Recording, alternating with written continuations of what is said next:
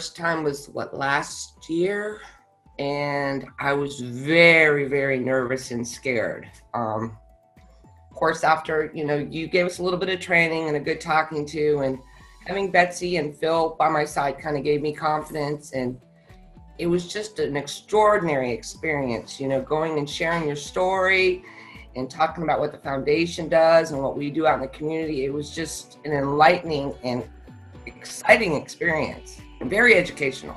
Called on a senator and I think a congressperson from Indiana, and fortunately we were able to get photographs taken of the congresspeople and senator as they were walking out the door. But the real meat of the meeting was with the staff person who was their healthcare expert. And it was very worthwhile. They were very attentive.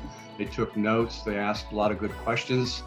I felt very fulfilled the first time I went out. We, first of all, had a really enjoyable time in Washington, D.C. Very well organized by the foundation. And you guys made it real easy, quite frankly, to be able to be prepared in advance.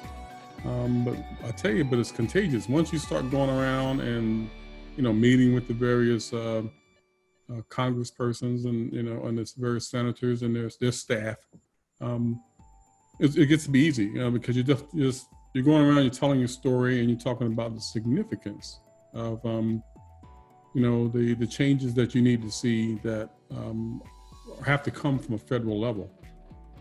I participated in my first advocacy month in October of 2019, and I started by writing a letter to my senators. And then I decided that I wanted to do an in-person meeting. So I met with my local congressman and his staff at his office in Baton Rouge. And it was a wonderful experience because I was able to tell my story and let them know how the decisions that they are making affect not only me, but all the other patients in our state that are dealing with these illnesses. I had a meeting with my local congressman. I met with him to discuss the importance of patients receiving IVIG through Medicare at home infusions, because it's so important. People like myself or other people that have a condition like CIDP depend on home health care to kind of come into our homes and give us the infusions that we need. And if we can't get them at home, we're required to go to an infusion center. So it's just so important to not be exposed to extra germs in an infusion center that they might have. And so we had a really good talk about it.